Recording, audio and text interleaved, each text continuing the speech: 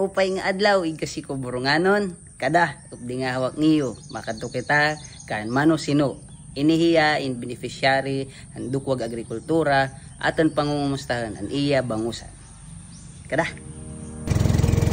Kamusta man po dukwag nga agrikultura na programa sa Bicol? Dukwag kuna baga initial niya nga kuan mo pa ya kay napahiram puhunan nga Kuray interest siya kung kinain nito. Katitiman din maghimo isin mo butangan. Number 1 pa itin ko fingerlings. Ano pa po na encounter? Tubong. Ayan na, medyo pinabubuit yan ang presyo na rin sa pag-open din yan. Pag may nanira dito, pinaka-outlet. Imagine, tubong hitsuit na rin ito na nga yan. Naduha na nga yan ka. Sako sa kanila. Depende ka na mo.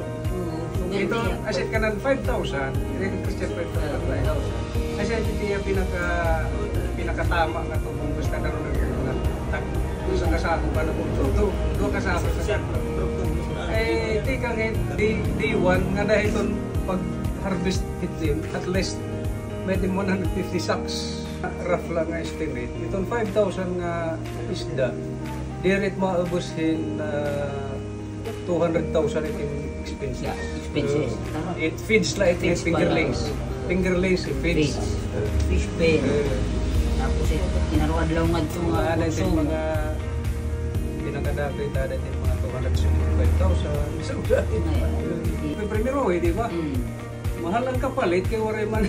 Walang siya. Mahal ang kapalit tapos mo pa'y paanak kuhan produkto. Then ang siyahan anak 5,000 nga kuhan nga gin-stock.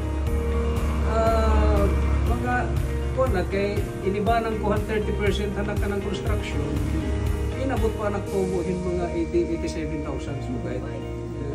Napirapit ka bulan, nga dito ka-harvest, di ka finger Nadepende ito niya kuhan. Kung maupay din fingerlings, makukuha ni bit 4 months. Ako na-dependent fingerlings. Maupay din fingerlings. Nag-i-restore na maupay, binatigil suga. So maupay ka kuhan, kung nabaga, may da potential ito. Potential. Siya lang po, anong pagkana. Salamat po na mura.